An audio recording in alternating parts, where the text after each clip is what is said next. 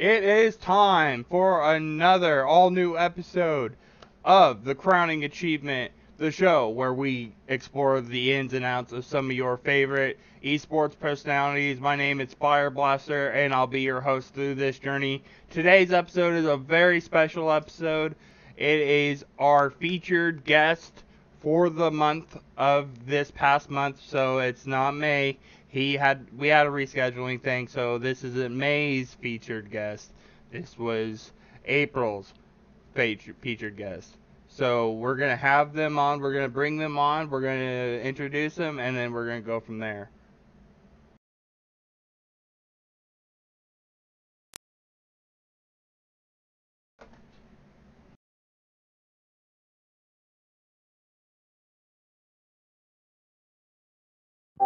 Hello. Hello, hello. There he is. So Hi. our guest today is the featured guest, like I said, of the previous month. We had a rescheduling issue. They went on one of the wildest runs in Genesis history to end placing ninth, and is here today to tell us where in the world they have traveled. Arguably the best world warrior in the U.S. and possibly the world. Please help me in welcoming our guest today, Ikan.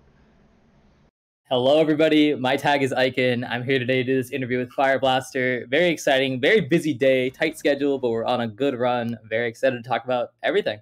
Yeah, and you're definitely one of the people that I'd been contemplating to try to get on the show, even before your Genesis run, because you just seem like one of those humble guys, and I like to give you guys those opportunities. But then when you did that Genesis run and blew the world's roof off completely, it was one of those things. I'm like I was telling some of my friends, I'm like I have to get this guy on the show. This is one of those things, if I don't get this guy on the show, I'm kind of dumb, because he's one of the best Midwest players at this point, so we need to get him on. So that's what we're doing today. Thank you so much. It's such a great honor. I'm very excited to be here. Fire Blaster, tell me a little bit about yourself. Where are you from? Are you a Midwest guy? What's going on? Yeah, I'm personally from Kansas.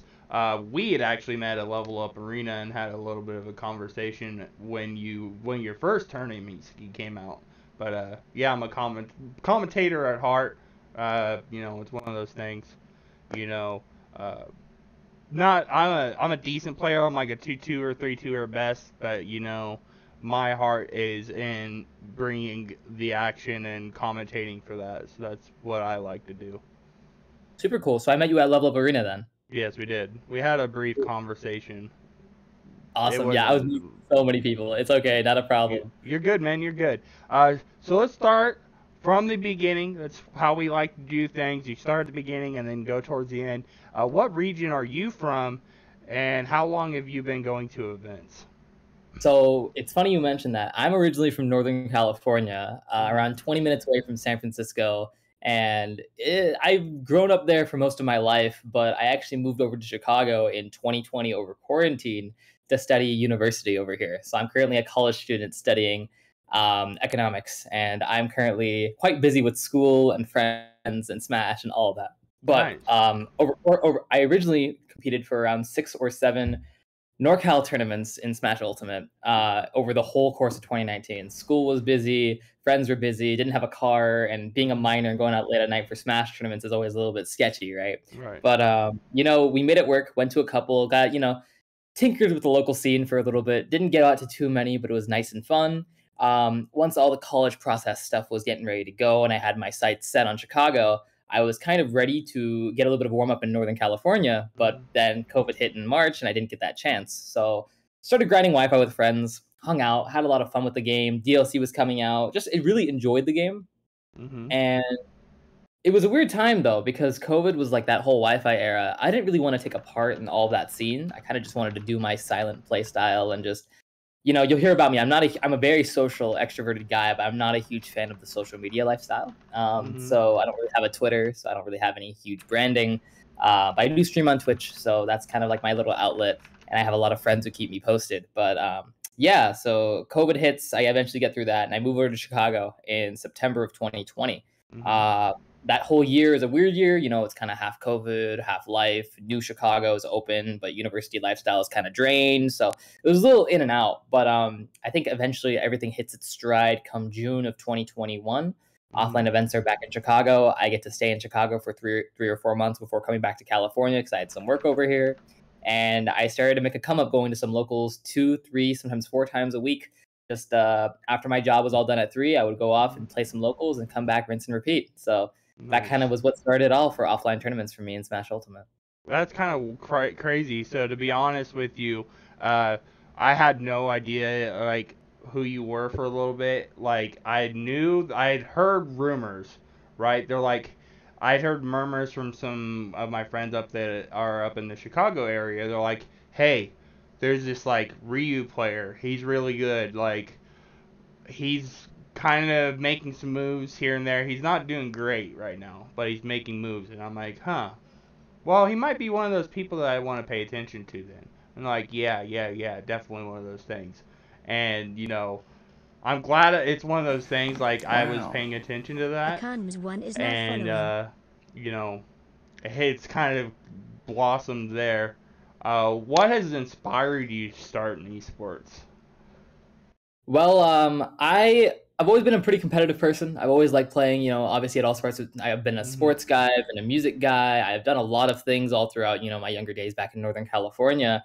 But Smash was always a game that I think I grew to love the more the social aspect of it came into life. Hmm. So it always starts off with playing with your friends, right? You're having fun, then you want to find a way to beat them further. So you find out about this whole veil of competitive Smash, and it's always so exciting because you get to learn so much about the game. You pull an advanced tactic like a shield grab or like Right. some a directional air dodge, and suddenly some things are just more tactical. That knowledge is so cool, and I guess that kind of pervaded into wanting to show that I was capable of being one of the best or trying to, make a name for myself in this game. And that led to obviously Wi-Fi grinding, locals, practice partners, rivalries, all of that just kind of came together. And I guess right now Smash has just kind of been the forefront, especially after offline events came back where the social scene is amazing. I've said this many times on many records, many interviews, many podcasts, but I am a huge fan of the Chicago scene for being not only some of the coolest players out there, but also some of the smartest, nicest people from all over Chicago. And they're some of my closest friends today. So I'm very, very thankful to be able to spend time with them once or twice a week for a couple of hours, whether it's Hmm. about the game, outside of the game, grabbing food after, anything. Chicago has been my main region. And I say I am from Chicago instead of I am from Northern California because of these guys. Yeah, and I would like to shout out Chicago as well. I have some of my closest friends from the Smash scene are actually from Chicago as well. So it's one of those things like they're just really good people. It's like the Midwest. It's the Midwest hospitality. You meet somebody from like obviously you said you're originally from California.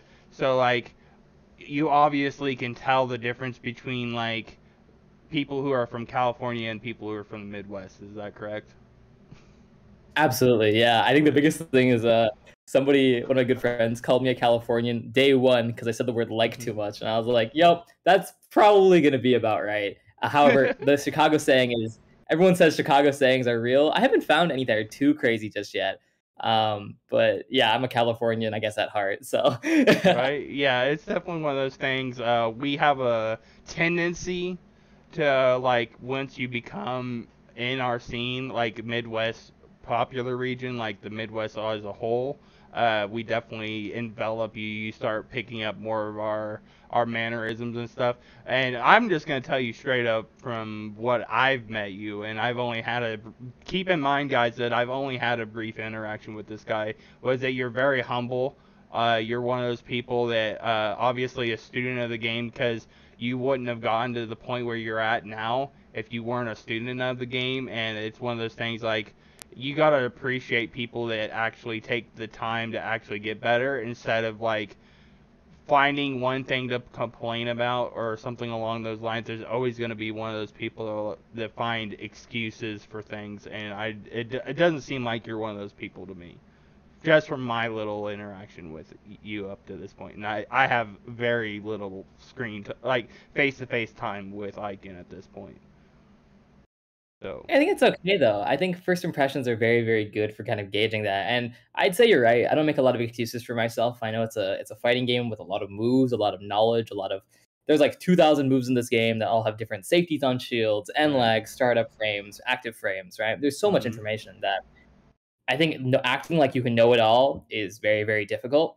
And one of my biggest pet peeves is people in anything really act like they know so much or everything about Mhm. something when I feel like we're just not able to do that. Is whether somebody is like, I know how to do everything in this move, or I know how to do everything in this aspect of life. And I'm like, you know what?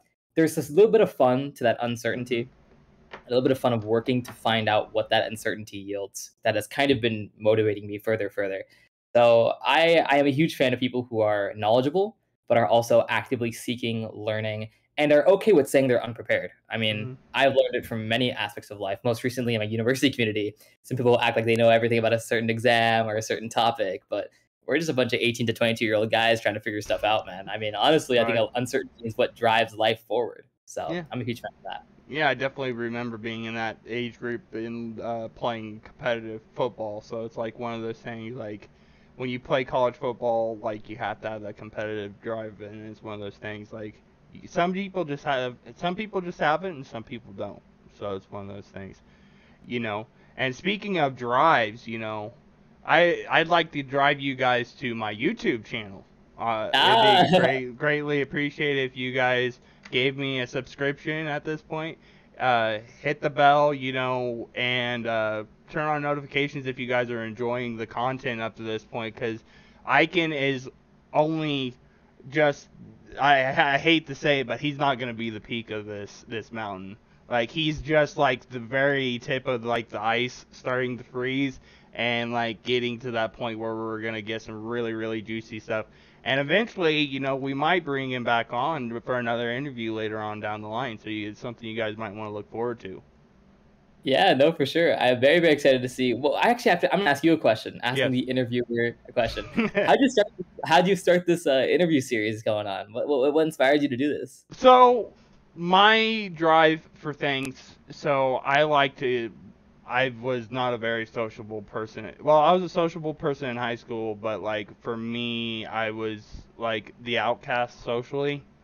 And when I found esports, right, because my little brother introduced me to Smash and we started going to tournaments competitively, I started meeting these professional players. Like my first tournament, met like ESAM, one of my longest professional friends at this point, MVD, somebody that I'm not gonna name here, but like they got outcasted in the community. Definitely when I met them, Hungry Box, met a lot of pros, and like when I met them, for me personally, I was like, I want to know more about this person. Like, what drives them to become a better player? What drives them? Why did they start? Where are they from? That kind of thing. And that's why I started this, is because, like, I want people to know a little more about like, the people that they're going to be seeing on the TV. If they watch Smash, you need to know about your people that you're watching, right? It gets you more invested. And if people get more invested in the players, they get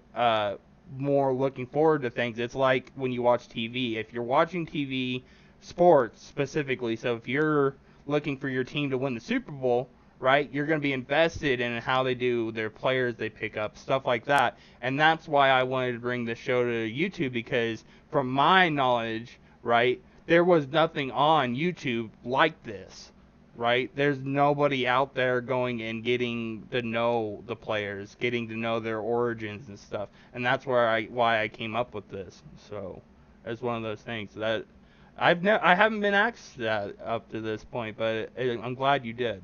So I think that's very, very good. I'm a huge fan of kind of breaking that ice between a bunch of players. I feel like there's a unwritten stigma that you can't talk to top Smash players or really good Smash players because mhm. they'll look down on you if you don't place better than a certain placing. I think that's personally really, really dumb. And I've been trying to really break that kind of mold, especially with Chicago. I like talking to everybody, and Yes. I don't really care. We're just a bunch of people who are students of the game, who like the game. Some are obviously you're gonna be gravitated more so than other people, but for the Right. most part, it's good to talk to people. And I like seeing how different perspectives of the scene, high level, low level, mid level, all of that kind of translates to what the scene represents. So I'm really happy you're doing this. It's really Yeah. cool. I appreciate that, and it also everybody has different origins. They have different places they're from. They have different nationalities. They have different languages, and that's the beauty of esports in a whole is that one particular game or series of games can bring people from all over the world just to play this one thing at this one tournament in this one area. And that's what's crazy about that is when I tell people that aren't in this scene or in esports period that like this is a spectacle. We get worldwide travel to some of these tournaments, and like people don't realize that you meet people that are from like Japan and France and Germany and all over the place. Like I could name a bunch. We could be here all night naming some of the countries that people have been to, like and come to the United States to play from. But like, it's just crazy. Like I'm just glad I became part of this because if I wouldn't have played in a tournament 7 years ago, I wouldn't be doing this now. Like it's one of those things. So. Cool. Passion drives a long way, man. Oh And for yeah. a game like this, it's passion that drives everything. I'm a huge fan of that. Right. So, obviously, we play a game, we play esports. We're going to play a game inside this interview. You like games, right? Obviously. You play I Smash love Brothers. games. Right. Sure, I love games. All right. So, you're going to have 3 minutes. I'm going to give you some players that are from the Midwest. These are going to be some of the top-ended players that are currently in the meta or have previously gotten PGR wins inside the Midwest. You're going to give me an opinion on how you think they would have done with their character on your Genesis run, right? So we're going to be comparing them from their character and who they play based on how they did. Now, if you don't know a player, you can always let me know that and we'll skip that player. But I'm pretty sure that if you're a student of the game like I am, you've got a general idea of who most of these players are, if not met pretty much all these players at this point. So let me know when you're ready. So, yeah. All right. So the question is, how well would they do in the context of like my opponent? In the context of your Genesis run, they have the exact same seeding you did, the exact same like opportunities, the same upsets happened to get you to the point where you got, but their character and how you think they would have done against your opponents you played there. Okay, sure. Yeah. All right, and we're gonna start. First person's comment. Okay, I think so.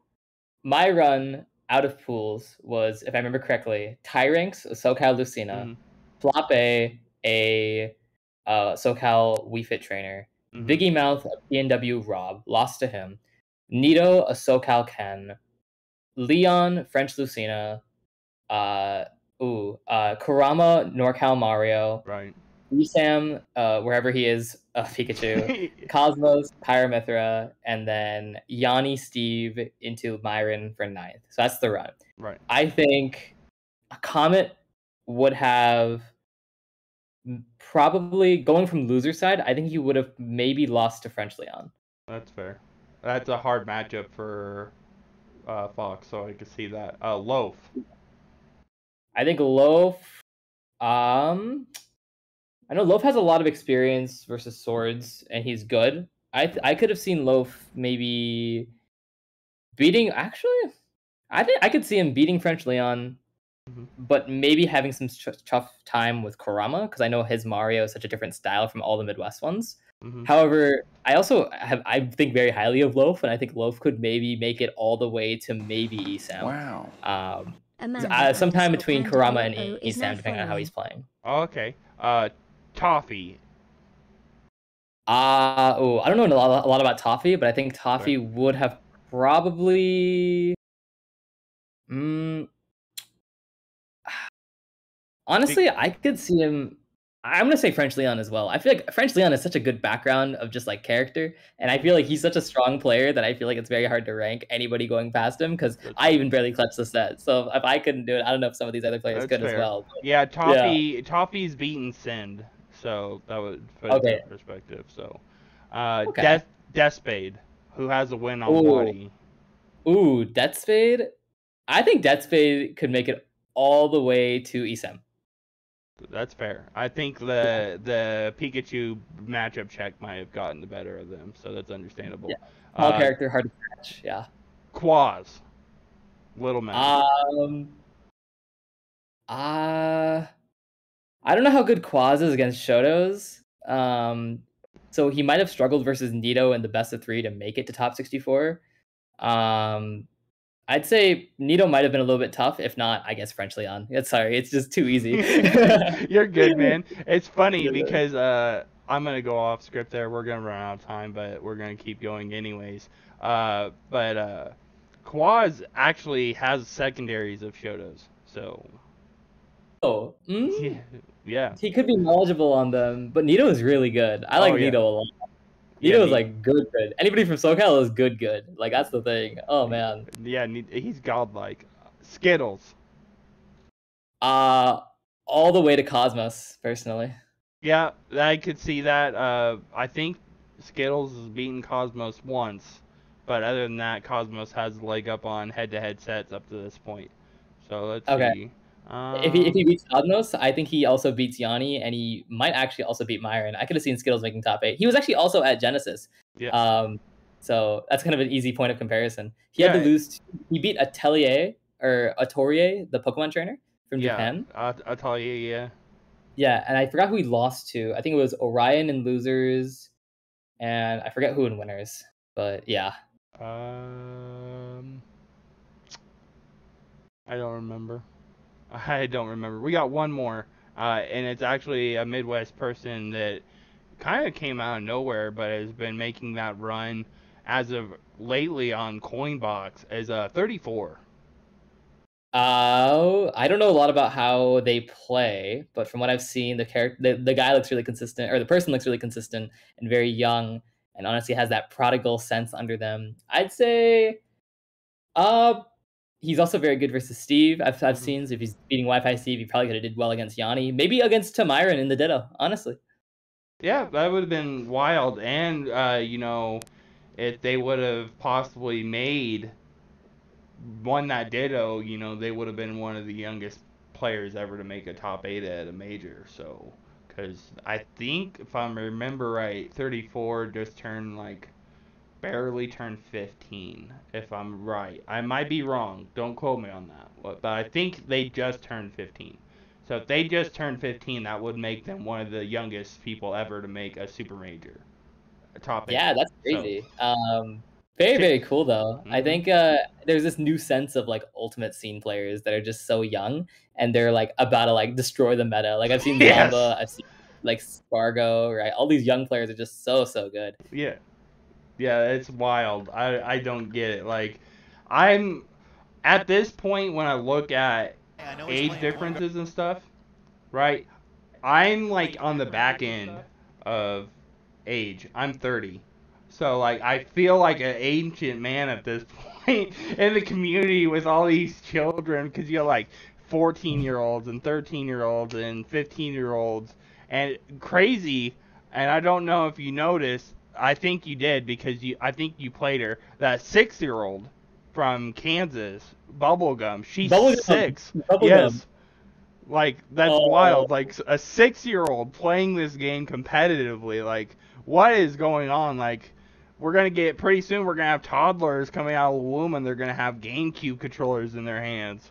Like, like, it's crazy. Like, yeah, no, Bubblegum was my round one at Level Up Arena, and I was so happy to play her because she was such a nice, easy to understand, easy to talk to, young girl, right, from Kansas City, right? yeah. So I remember I was so worried about when I was about to fight her. I was worried about like the semantics. I was like, Hmm. oh, how are stage bands gonna work? Does she know how to input the characters? What about counter picks and stages? But she knew it all, and it was so easy. And I was like, wow, this is really fun to fight. Yeah. So I'm very excited to see him. And I think the father name is Ryan. I think Yeah, both Ryan of those, and her dad, yeah. yeah, very very nice. And if they're listening, in shout outs to them. I'm always happy to talk to them anytime. So Yeah, yeah, that's what's wild. So we went to the Arcadian. They had a big Arcadian a few months prior to Lua. I want to say it was Lua 3, a few months prior to Lua 3 or a few months after Lua 3. And it's a big round robin into pool, like out of pools. And I I took my little brother who introduced me to this game, and we go to play, and he comes back and he's like, "Bro, I have to play a 6-year-old." And I'm like, "There's no way you have to play a 6-year-old. There's nobody 6 years old here that's playing this game." He's like, "No, I'm dead serious. There's a 6-year-old here playing, and their dad's here, and I just had to play it. Like I'm getting ready to play him." I'm like, I think you're lying. Like, just one of those things, like, you don't hear 6-year-olds coming to play Smash Brothers competitively. So, like, I go to his pool, and he sits down, and there's the 6-year-olds. Like, I'm like, what the? I'm like, what the heck? Like, are you for real? It's so crazy to see, like, the age range of the game just keeps getting younger and younger. Right. And I feel like it's just, like, obviously they have more time because, you know, they're younger and they're developing in school and they don't have, like, the work-life schedule. But Right. it's so cool to see that diversity in the scene when, you know, people think of, like, esports as this, like, really scary, like, old men are going to run the scene. And, you know, but no, Smash is cool because it's, like, young, you know, college guys, high school guys, right? Just kind of, you know, messing around, enjoying with the game. It's very, very cool to see that. And bubblegum, and maybe there's like a whole, you know, armada of elementary school kids who are just growing up and are starting to play Smash competitively, right? Yeah. I've never played Smash until I was like 8 years old, and I was playing casual and brawl. So she's already got a leg up on me, that's for sure. Man, you're gonna make me feel old. So I started playing Smash Brothers when I was 7. So Okay. and I was 64.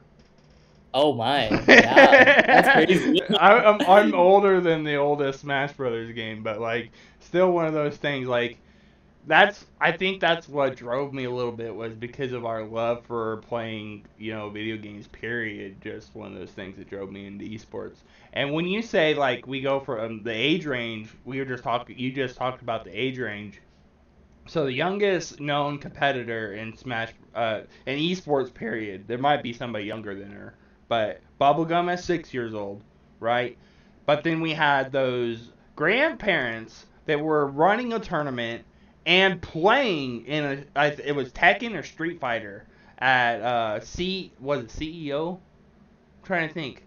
There was one big tournament that these grandparents actually played in and competed in, and they're way older than anybody the median age. But it's wild, like you said, to see the dynamics of like how young it goes to how old it can go to. So The game really does transcend a lot of typical boundaries that the world builds itself up on. Age, gender, right. religion, right? All of these basic things are kind of forgotten in this game. And it's so cool because I think they're not really a part of the scene, which is probably for the best. You're focusing on the gameplay, the players, and their values, not necessarily who they are, where they're from, what they do outside of it, right? It's a tight knit community, that's for sure. Yeah, and I like that. Like, there's no point in trying to bring outside factors into this, making it political, you know, making it agenda wise. Yes, there's going to be people in the community that have an agenda, right? There's always going to be people like that. But Always. the whole scene is not like that. There is an agenda that we need to get. The end game is to get Nintendo's money and then, you know, use their money till it's gone. It's not like that. Like, we're grassroots, so we're better than that. But let's get off that topic. Let's ask you, like, obviously you're Ryu main. Why Ryu? Everyone was saying at the beginning of the game that Ken was such a better Shoto than Ryu, and then once DLC Pack 1 came out, you know, he got shunned by Terry, and then when DLC Pack 2 came out, Kazuya kind of, like, stormed into, you know, the scene. So why Ryu? So I was a Smash 4 Ryu main back in the 3DS era of Smash 4, and Nice. I didn't have a Wii U because I didn't really feel like I wanted to get one. I got a gift for it for one of my birthdays for getting a 2DS with Smash 3DS, Nice. and I started playing. I had a lot of fun. I got all the DLC characters. I originally was playing like a bunch of random characters like Sonic and Shulk at the start, just like casually, and then eventually I heard about the competitive scene. I started to realize how much more technically demanding some of these DLC fighters were, and Ryu caught my attention as somebody who was kind of different because he worked very differently from the rest of the cast, and there was like a whole veil of like new information and new Mhm. tactics and new play styles built into this character. And something as simple as tilt canceling or motion command inputs always kind of caught my attention as these were Mhm. more interesting and I had more fun doing these than any normal move like a simple back throw with, Mario or Sonic or Shulk, for example, Right. right? So I was having a lot of fun with these technically demanding characters at the time, and I eventually decided that Ryu was going to be my main for the rest of Smash 4. Had a lot of fun. He was very viable and a little Mhm. cheesy to say the least. Killing people at 60 with Rage Shoryuken was a little funny. But it made my 16, 15-year-old mind go, wow, that's so funny, so cool. Anyway, who Nice. needs to win neutral when you kill them so early, right? Anyway, Ultimate comes out, and I'm shocked that Ryu is still in the game. Everyone is here. We're all excited. And I go to try him out, and I'm like, wow, this is a very different version of Ryu than the one that I'm Mhm. used to. But I also was kind of getting bored of that old version of touch and gun Ryu, which I think a lot of the other FGC characters are kind of touch and gun, right? Like Yeah. Terry touches you once, Buster Wolf at the ledge, you're dead. Kazuya EWGF, you're dead. Ken Vortex Crescent Kick, you're dead, right? Ryu doesn't really have a lot of that. He kind of like does like his 30 or 40 B&Bs, then goes back to Mhm. neutral. I'm actually more of a fan of that kind of playstyle because I don't think I got a lot of that back in Smash 4. That neutral that is kind of built on footsies and ground game and air game and drift and Mhm. zigzag movement. I'm a huge fan of that. And then Ryu was obviously not the best character at release. He got buffed multiple times throughout multiple patches. My very favorite fun fact is that Hadoken, his neutral special, got changed 4 different times over the Yeah. course of the game. 4 different times in 4 different patches, that move got changed. So shout outs to that. But as these other DLC characters were getting more attention, Ryu was slowly in the back in my mind, just getting better and better. Up air changes, Hado changes, Tatsu changes, and Right. eventually the character became really good as I got better at the game too. And I was like, well, this is kind of something that I like to do. This is a lot of fun. This is a fun character to me. New style, new player, but still the same old tactics that I love from Mhm. Smash 4. Let's keep going with him in Ultimate. I haven't had any failures or felt the need to pick up another character thus far, except for Wi-Fi, because Wi-Fi is a different game. But for the most part, I have had a lot of fun with Ryu, and it's been very successful thus far. I'm hoping to see what else I can do with the character come in the near future. Yeah, I'm looking forward to that too, cause it just so it's just so funny that like and we're gonna talk about it, is these two Ryu players were like, I'm the best Ryu and blah blah blah, the vendetta, like the whole like spiel of the rivalry and everything going on, and then they had the money match, and then you come and you go out of nowhere and you're like, oh, I'm just gonna see your guys' results. I'm just gonna do way better, which is just hilarious, the timing on that. Oh, the memes that were made on Twitter after all that. My friends were sending them to me the whole night at the after party, and I was just laughing at my phone. I was like, what's happening, guys? No, I actually, speaking of Vendetta and Andres FN, I had the pleasure of meeting both of them in person. Vendetta at Glitch and Andres at Genesis. And Vendetta's a good guy, very solid player, and I think he's somebody that I've always kind of, respected for being Mhm. able to, push the characters to their limits and always dabble with new tactics, even if they're not optimal or the right thing to do. He's always tried to push the meta of the character by throwing something at the wall and seeing Mhm. if it sticks. And I think you need somebody in the community to do that at a high level. I think a lot of players are too worried to stay safe and aren't going to really try new things out. So even though he might, get backlash for it or might not feel very, very strong about certain opinions, I'm happy that he's being himself and pushing things out. So I have a lot of respect for that. And Andres FN, I've said this multiple times, easily my favorite person I got to meet at Genesis. One of the nicest guys of all time from Spain, representing also FGC characters, and very down to earth, humble person. Kind of reminded me of myself, actually, from Mhm. my upbringing. So I was Nice. very happy to meet him. And I had taken a lot of pictures with him. I miss him a lot. He's going to come to the US more over the summer to compete. Him and Siski both are very strong players from Spain. I'm very, very happy to just hang out with them, honestly. Very great people. Nothing but respect for all of them, and we're all great friends. So I'm very happy to be thankful for them. Yeah, and I'm personally I'm one of the people that like I might not be the best player in my own rights, but I'm getting better. But like one of those things, like when you see somebody or a group of people that want to drive the meta of a certain character, it just makes everybody better. Because if we could find new techs or new ways to do certain things, or like of the sort, you know, it just makes everybody better because you have to adapt and, you know, correspond on how that works, and it just makes everybody better at the end of the day. So I have a great respect for anybody that, you know, solo mains it, regardless of how, you know, good or bad their character is in any of the matchups. So I think a big thing that you mentioned is that people weren't really looking at Ryu until some results came out this past year, not just with myself, but hmm also Ashimo from Japan, right? A lot right. of great, strong Ryu players. It kind of was really motivating and honestly liberating to be able to be the guy to bring Ryu to the national stage, at least in America. hmm Um, I feel like people have doubted this character for too long, and there was always so much talk about it. But as Ryu says, talk is always cheap, and you got to just focus on your own thing. Sometimes letting the actions do the work for you instead of hmm talking about it on Twitter is just for the best. So right. I've been nothing but grateful for being able to push the characters, especially with such great Chicago players to keep making me work hard every single time. So I'm very Right. thankful. So we're gonna watch a clip real quick, and you're gonna tell me what was going through uh, your headspace when it happened. Give me a second.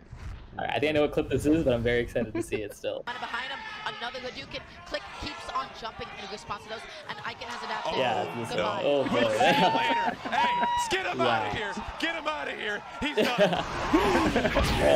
So what was going through your head and mindset at the time when, you know, like you're playing this youngling player? Obviously, you know, it was close the first game, and then, you know, that game was a little more lopsided, but it was still pretty close. Like, what was going through your head when that obviously clip blew up the Twitterverse? Like, Yeah, so it's funny. There's actually a lot more to the story than just I can toss it on a young like LOL, right? oh, okay. So that Click is the player. He's the youngling from MDVA. A Chicago player actually introduced me to him, and we Mhm. got to just briefly meet, and said hi to each other. That's it, right? Didn't know how good he was, didn't know how good I was. We were just kind of like saying hi to people because Right. it's my first major, right? Glitch Right. Infinite, right? Got to hang out, enjoy, and I think eventually we found out we were playing for top 30 or for 25th, right? Mhm. And we were playing, and the Chicago crowd in the side stream was absolutely blowing up and yelling, and the MDVA crowd was also cheering for their boy. Mhm. So the crowd was ecstatic, right? Mhm. And we're playing, and I had actually gotten youngling experience from two youngling players back home, or one from home and one at the event. So I was very, very excited to just play this matchup on a high level. Mhm. And I kind of got in his head at the end of game 4 a little bit, and I was like, I think if he rolls here, I'm gonna taunt, and that taunt is not gonna be out of disrespect. I have nothing. I have nothing. If this hits, I'm gonna taunt.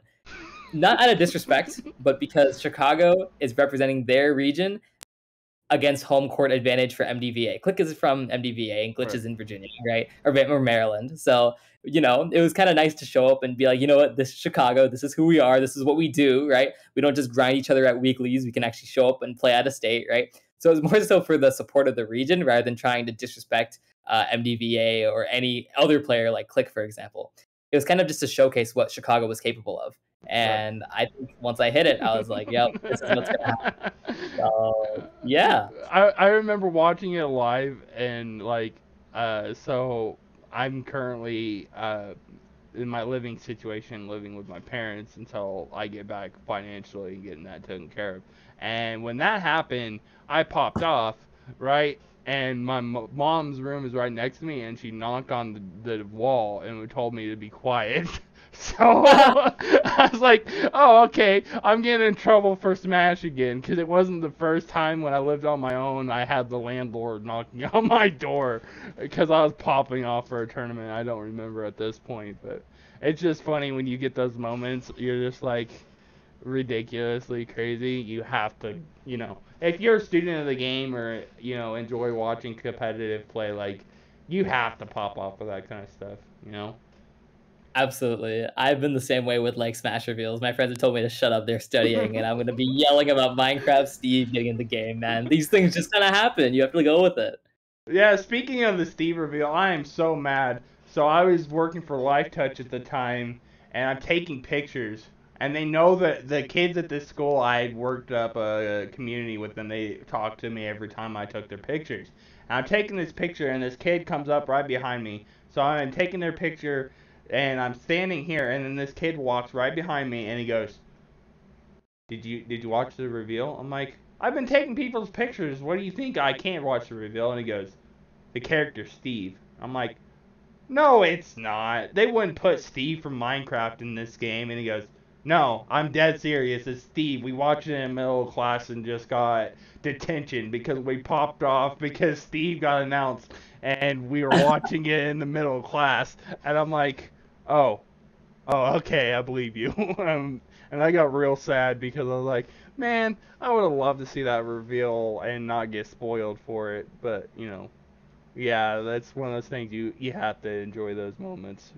We don't get those Absolutely. moments very often, so. It's the beauty of life, man. Right. 100%. All right, now let's talk about the Genesis run. Obviously, some relatively unknown Chicago player. You'd only gone to, let's see, you've gone to Level Up Arena previously. You went to Glitch, and then That you was went to it. Genesis, right? And that was it. Yep. So a relatively unknown Chicago Ryu player. You're gonna be number one in your region, so it doesn't matter. But and then you come in and make this huge run. What was going through your head, the day, walk us through your days on your feelings on how the tournament was going, how that was get us in the mindset of how that run went down for you. Yeah, so I flew in, I believe it was Thursday night, to get into Genesis San Jose Airport. Actually, it was nice to go home. I actually didn't have to pay for housing at all because my family still lived back home. So I got to stay with my Nice. parents for 2 or 3 days, get to check in. I don't go home very often. I'm more of a Chicago boy. I think for every 1 week I'm in California, I'm in a month in Chicago. So it's always very exciting to go home. My parents were all very excited. My brothers were happy and supporting. I go in Friday, we do like one round of pools, and that was it for the day. Saturday was going all the way to top 8, so Saturday was where the bulk of the tournament play was. After winning against my projected sets of tie ranks and Flappe, I lost to Biggie Mouth, the PNW Rob, played really, really different. I was like, well, I'm in losers playing for 65th. Let's just see how far I get, right? I beat Nito in the Shoto Ditto, which I had lost to Vendetta at Glitch. Mm-hmm. So that felt really nice to get the, some more experience against Shotos, right? And I made top 64, and I was like, well, I wasn't supposed to make it this far. Let's just see how far it goes, right? I pulled an amazing upset versus French Leon with one of the smoothest gimps of my life, thankfully, because I went to Ignition that past week and I fought a Lucina in grand finals. So that was very exciting. Once I got that upset, I had to fight Kurama, a Mario player, and I had just fought a Sam T. Silver, who is the best Mario in the Midwest and one of the best in the world, who actually just got an upset on me at Ignition 2 days ago. He pulled a Game 10 nail biter on me. So shout outs to him for always pushing me. We always have such good sets. We're pretty much locked for 1 and 2 for this PR season, which is really dope. But yeah, he gave me all the Mario experience ready for Kurama, and I pulled that upset. And I was like, okay, well, I'm doing really, really good. I'm expecting to fight Tweak at this point, but Esam upsets Tweak, and now I'm fighting Esam, and I'm like, I don't have a lot of Pikachu experience, but I've seen a Vendetta fight Esam, so I know what he's looking out for. Let's see what I can do. And I pulled the upset, played really smart in neutral, played really smart in disadvantage, and I got the upset on that. Next up is Cosmos. How did? But I didn't want to interrupt, but then the mindset when you have to play a PGR player, who, in a lot of people's minds, has previously almost been top 10, if not a top 15 player in the world. What went through your mind, your mental were you thinking of that at all during it, or was it just like, hey, this is Pikachu, I have to beat Pikachu? I knew this was a good player, but I knew this was also a player that was very beatable because he had been upset or players had beaten him before. So I knew that if anybody else could do it, I had the potential to do it as well. Add to the fact that I had fought, I believe, up to this point, I want to say 4 PGR players, and I'd beaten 1 out of 4 of them. I want to say it was Ned is in my region. I had lost to Send at Frosty Faustings. I lost to Louis Money when I went back to Northern California. And I fought MVD at Vegas, and I won that one. So I fought 4 PGR players up until that point, and probably many more because there's a lot of new faces coming up to this PGR this season. Right. But I taught 4 PGR players, so I was kind of used to fighting these really solid players, and I knew I was capable to beat some of them, and I was able to lose to others. So let's just try my best and see how it goes. Their ranking only indicates how well their skill was in the past, not how they do going forward in the future, right? You can be ranked Mm-hmm. top 2 for a season and then fall off to top 12. It's just what happens. Right. So no matter how good they've done in the past, we'll see how well they fight in the future, which is in the moment. And see that? That's a great tip right there you guys could put in your brain. If you're a mid-level player or a low-level player, you can put that in your brain that, like, with that mindset and the way he just said that, is that no matter what, you're not out of it because that placing or that PR ranking or who they beat last week is the past and not the present. Mhm. Absolutely. And it's crazy because I had beaten some local players multiple times, and they got the upset on me once or twice, and it's just motivating to be able to fight them and be motivated to lose even in those sets that are such nail Right. biters, but they clutch it out, or you miss input, or something bad happens. Right. That's where you need to focus up and improve and reignite, pun intended, for the competitive spirit.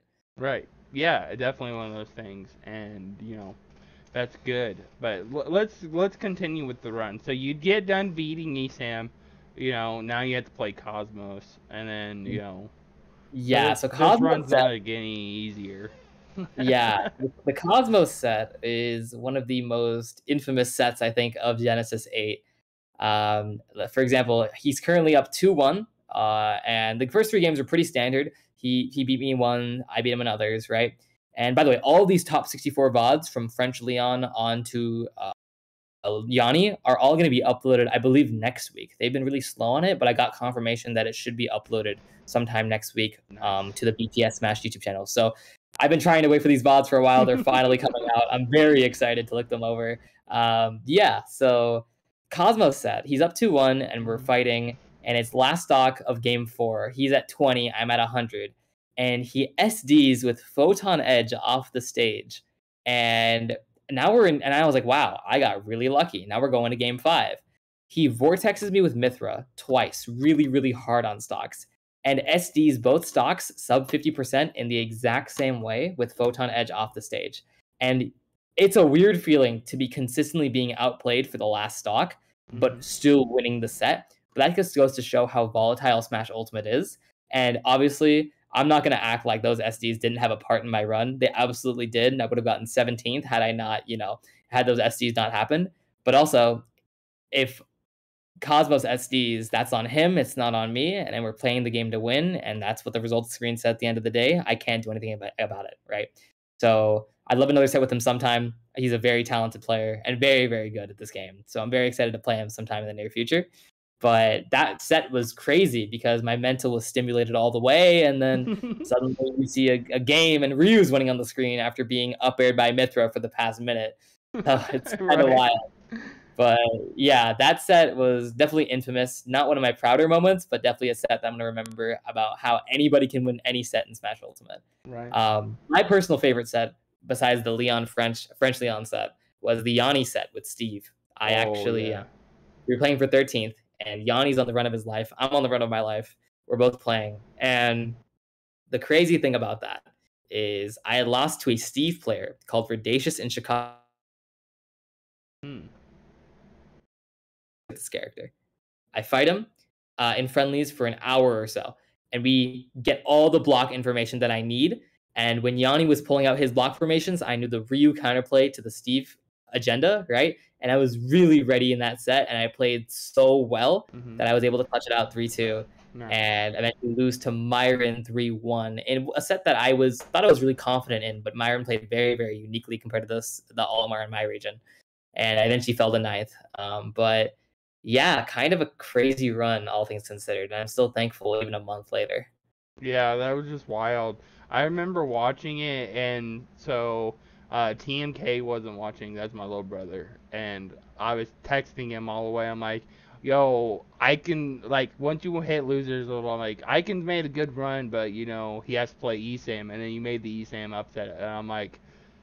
Midwest still got a player in. We got Ikan, he just got done beating ESAM, but now he got to play Cosmos. And then I texted him that, and then you immediately beat him after that. And I'm like, okay, he just beat Cosmos. Now he's got to play Leon. And I'm like, he's like, Leon, no, New York or Leon, France? And I'm like, Leon, France. And he goes, ooh, it's like, that's not good. Midwest might be out. And I'm like, I don't know. And then you beat Leon, and I'm like, Midwest might have a top 8 competitor. And then you beat Yanni, and then yeah, Myron said didn't go your way exactly, but Midwest was still super proud on your run altogether, because like, I think you were the highest placing Midwest player at a major in Ultimate for like past 2 years, I want to say. For a super major, absolutely. Mm-hmm. Yeah, I not regular major, but I was saying like on that grand scale, the national, like, because in my opinion, it should be like national, which would be the super majors, and then there's majors, and then go down from there. Because a national is way different than a super major, in my opinion. But it's one of those things. Hey, we're gonna pick Ryu on Spectate Smash. Let's go. Hey, blue Ryu too, same color. Nice. But we talked about the Genesis run. We've had some great things talked about up to this point. Let's talk about let's get in your headspace a little bit. Let's go to dreams, like a dream scenario. It could be against anybody, any tournament, anywhere. It could be on a grand stage. It could be at like your small local. It's whatever you want to do. What would it be for you, like your dream scenario?